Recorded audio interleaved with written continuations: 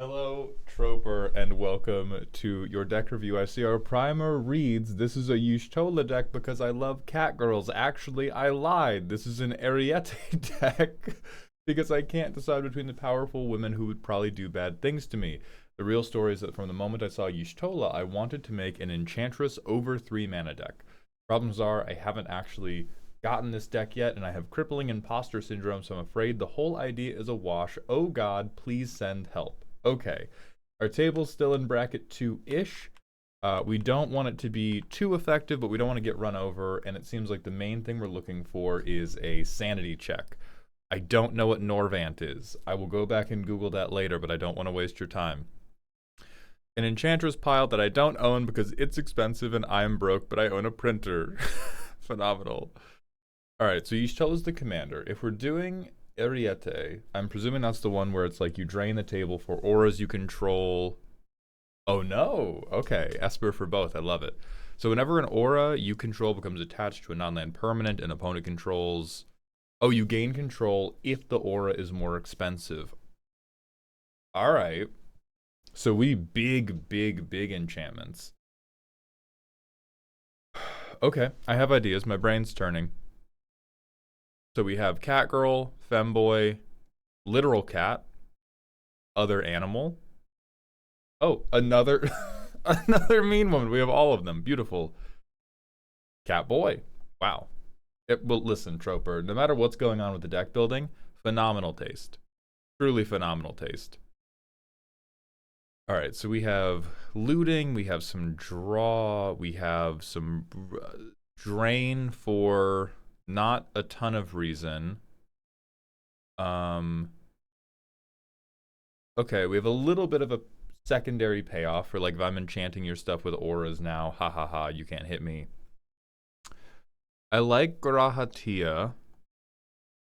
Iliad the Radiant Dawn seems fine, especially for bracket 2 Hellish. Like, this is a flash enabler, it can get an aura back. Like, there's not...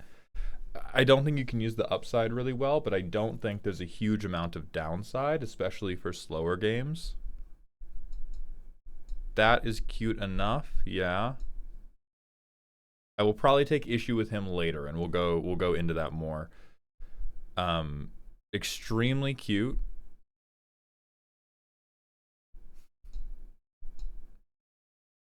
Okay, we can go either way. What I'm mostly hoping to see here is, because the thing that does theft, right? Because the thing that gets us our payoff for enchanting other people's stuff is deeper in the 99.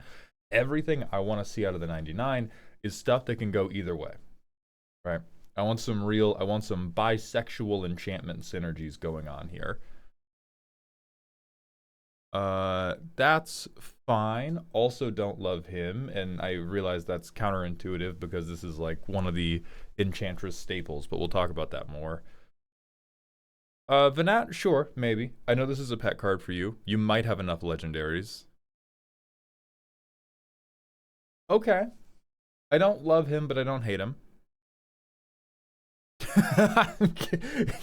Give me my mean woman! Give me my evil MILF right now! Love that. More on this later. That's cute for Y'shtola. Sure. Sure. Adorable. Alright, then we have some more instants. We have some very naughty girl. naughty Troper with this fuck ass counterspell, but sure, it is expensive and it will untap lands. Yeah, downright adorable. If you don't follow, here's the thing. You only get to keep this card if every time you cast it, you do the Incredibles bit and yell, "I'm the Underminer!" And if you don't do that, it's not good enough to play in a Magic deck, but the bit is good enough. Okay, and then a bunch of interaction that's 3 mana or more, and then we have a million enchantments. I think all of these basically work.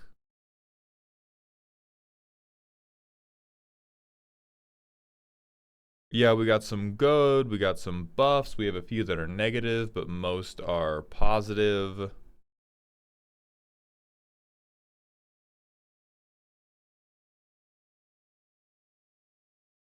You almost certainly don't need this.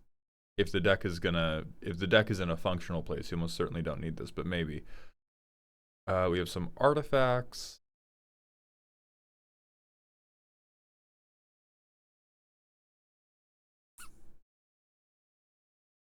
Okay.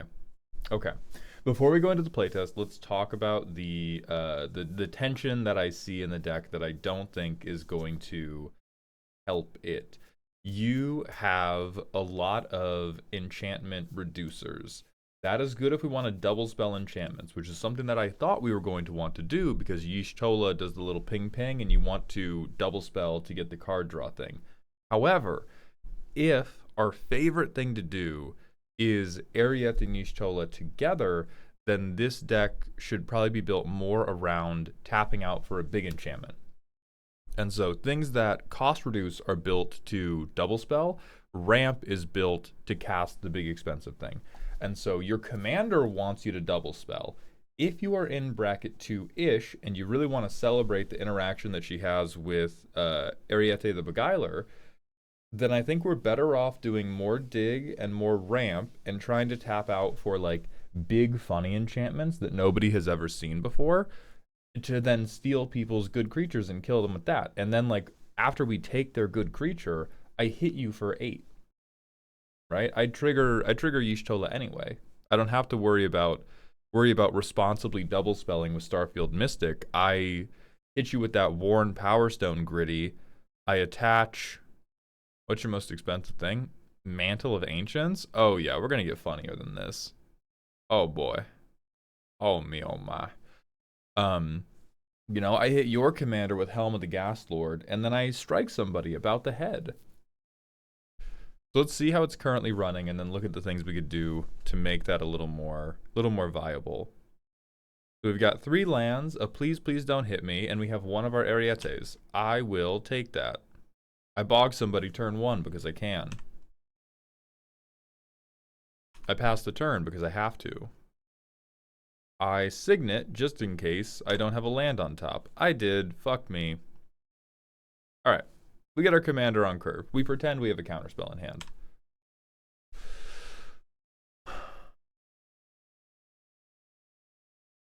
So this is auras only.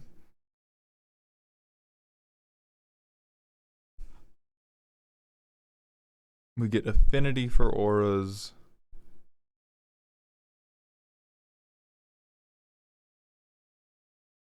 We're probably doing this. It's turn 5. Somebody has a threat. We're putting this on the biggest one and then hoping for the best. It will almost certainly hit somebody for 4 or more. So we will get our free card, go to our next turn. Yeah, now we have these like 2 worthless protection enchantments.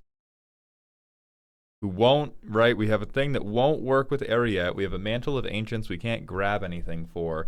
We can Arenacuses, which is like great. 2 Y'shtolas has never hurt anybody.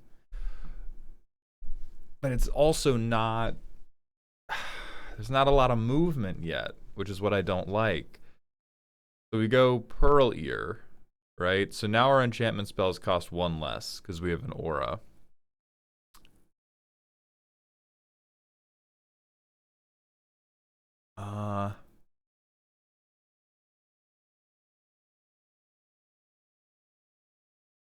Propaganda. Hope that the goad pays off, gets us a free card. Bang, bang. And now see, here we get the Starfield Mystic at the perfect time to feed my own confirmation bias about this deck.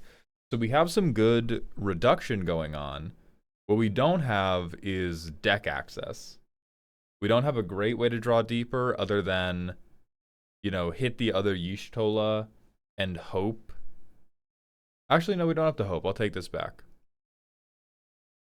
Now, regardless, the cost reduction we're doing is enchantment focused, and the only thing that can save us right now is a sorcery. So I'm still low on these 2. What I am up on is Y'shtola is in fact a very good draw engine. We make a copy of her. And then we can do a reduced Ghostly Prison that we don't even, it doesn't need to be reduced because we hit a mana rock. Y'shtola Shoot. Draw 2 cards. Now it's crazy. Now if the goated creature is doing anything, or if people are hitting us, draw 2 more cards. Ooh! We're so back. I love copying. I love having more than one of the thing I'm only supposed to have one of. So now I can do Grahatia. And now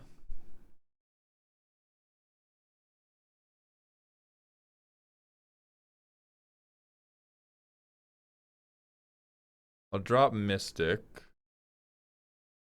Black Market Connections for 1. Double ping, double draw. Okay. We're getting a little far afield of what we can decipher in a playtest. That's not nothing. We are in a pretty good position, assuming there are no board wipes, no removal, and we are not removed via combat damage. But I think this playtest has stood out to me as like the cost reducers feel nice, but I do not think they are moving the chains on this deck the way you want them to. Alright, so we have 2 lands and a cost reducer. Let's see if that plays ball. Do a tap land turn 1. Turn 2, we get our cost reducer out. Turn 3, we get our other cost reducer out. Turn 4, commander out. Ghoulish, oh wait, no, we don't have an aura out yet. So Ghoulish Impetus for 2. Now enchantments cost 2 less.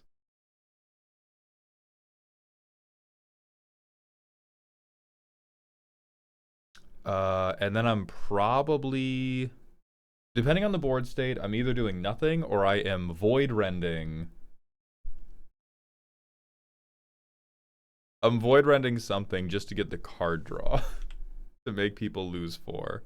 And then maybe I get, if I'm being kind, maybe I get 1 extra draw as we pass around the table. I play this. I can, wait, this is not in the graveyard. I can Frantic Search. I can also Flight of Fancy. I have 1 Y'shtola ping. Fuck these lands.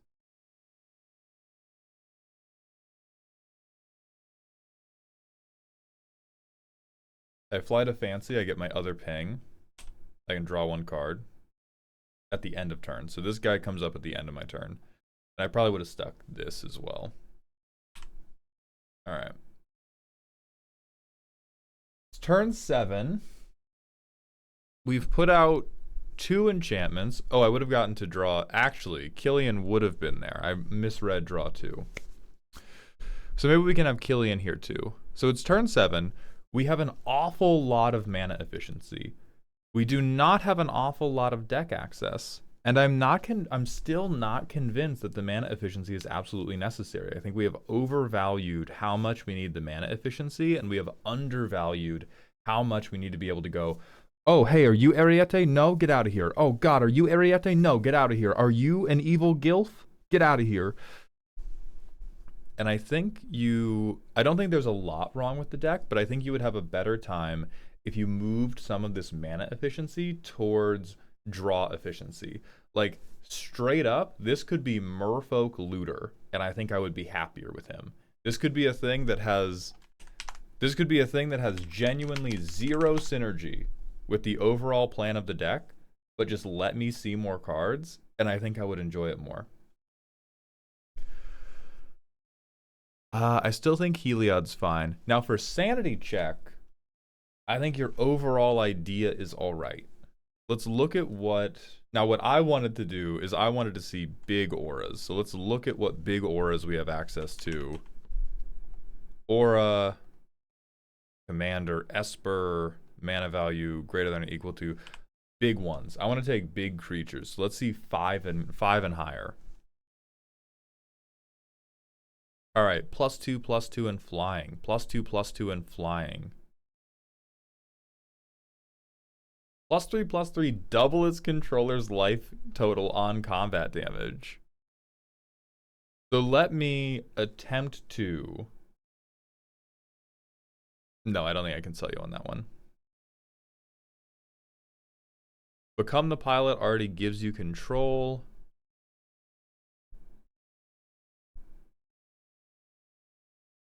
Okay, let me try to sell you on playing more things like Clutch of Undeath. Point one, it looks hilarious. Point two, it's a very old card that has never ever seen play, which seems to be a thing your playgroup enjoys. Point three, it is super fat. And so if we have Ariete out, this will actually let you steal something that matters instead of stealing a Llanowar elf. Um, Point four, if you don't have Ariete out, it still functions as a soft remove a threat piece, right? If you have a big creature that you're worried about, taking -3/-3 off might be the thing that keeps you alive for multiple rotations. Like if you take an 8 power creature down to 5, you take a 6 power creature down to 3. It's not great, right? But stuff like that can matter. Confiscate is already theft.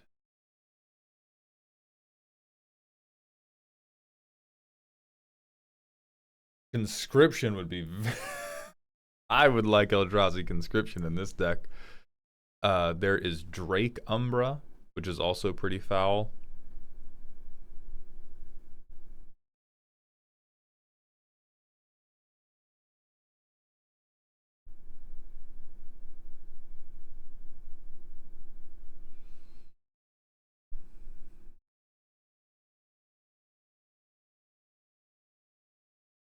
There is Gift of Doom. These are the types of auras that I think are perfect for the thing we want to do. So, as it connects to the rest of your deck, if we have Orzhov Ariete, we can give somebody else a death touch and indestructible problem that they have to swing at the rest of the board. If we have Esper Ariete, this gives us a bigger range of creatures we can steal with it, and then we have somebody else's good creature on our board, and it has death touch, and it has indestructible. If we have Grahatia out, we could put it on Grahatia, get a death-touching, indestructible lifelinker, and get 5/1/1s out of it. So I would love to see you look more into, not all of these, but a number of these expensive auras that are going to pull double duty for you, where either you can attach them to your own board, and they will give you a meaningful benefit, or if you have Esper Ariete out, then you can give them to somebody else and have a shot in hell of stealing the decent creature instead of giving like a really bad creature +1/+1, right? Like I think you tried to navigate that by using all the impetuses, and I think some of the impetuses can stay, but I really don't believe in the I don't believe in the Pillow Fort enchantments. I think the Pillow Fort enchantments could probably die for enchantments that made Y'shtola a better blocker. Right? Like if we curve into Drake Umbra and my commander becomes a 5/7 flyer, I'm chilling. If I need cards, I swing my flyer. If I'm getting cards anyway, then I just sit back with my blocker. Like that's the type of play pattern I would want this deck to be on. And I would also want you to be on, you are never reaching maximum hand size. Do not worry about that. And so with that in mind, if we are going for more and more expensive enchantments, and we're going for this like soft, I Voltron me or I Voltron you strategy, I think your cost reducers, for the most part, can become mana rocks. Because you're going to need the mana to cast the big spell. It can become Worn Power Stone. Now, like Killian, I believe in, because as a lifelinker with Menace, he is a good Voltron target. Like the only cost reducers I would preserve are ones where if I don't have either of the Arietes, maybe I don't even have my commander out because they shot the cat girl as they should, I still have something where it feels good to put Drake Umbra on. That would be my standard. And so like Pearl Ear the lifelinker, that can stay. Great. Killian the menacing lifelinker, great, that can stay. The guy who might get some counters on, the 2/3, not in my house.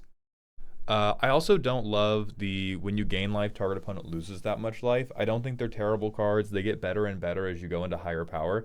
I think these are like Courage the Cowardly Dog cards. I think that you should have a little more faith in the deck's game plan And these could be draw spells that dug you to Ariete. They could be other fair tutors. They could be other uh, big enchantments.